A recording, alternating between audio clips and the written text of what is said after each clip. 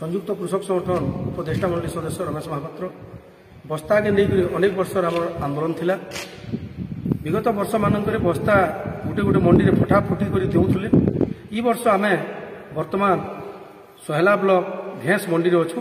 देखु हजार हजार बस्ता आसिक आरएमसी तरफ आरएमसी ऑफिस रे पड़ीजे। बस्तार गोटे कंडीशन दौछन जेन चाषी बस्ता घर के नबार लगी चाहबा 20 टका डिपोजिट करबा एवं धान भरिक आनबा।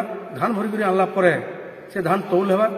बस्तार ओजन जेन अच्छे ताकि कटा नहीं जाए। धान संगे बस्ता के तुलना कर धानटा बस्तार परिणत हो।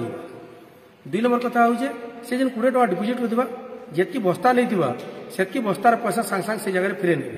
इतार अर्थ हो माफी बस्ता पे बस्तार लगी पैसा देवार के नहीं पड़े। आम जेहेतु घर के नौ से बस्ताटा घर फिराबे कि नहीं बोल सन्देह करी आमन 20 टका लेखा डिपोजिट नहीं थे। धान बिकला पर से 20 टका आमको फेरे ने और बस्ताटा धान ओजन संगे बिक्री हो। बस्तार एक्सट्रा जेन 750 ग्राम लेखा काटुले और नहीं काटन इ प्रकार कहून। बस्तार लड़ई बरगढ़ जिले में गोटे प्रकार सफल होती कहले किसी अत्युक्ति न है।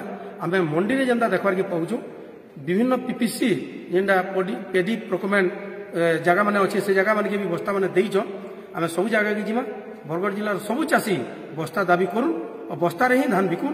यहाँ ही आम लगी प्रथम लड़ई है और प्रथम आम सफलता है।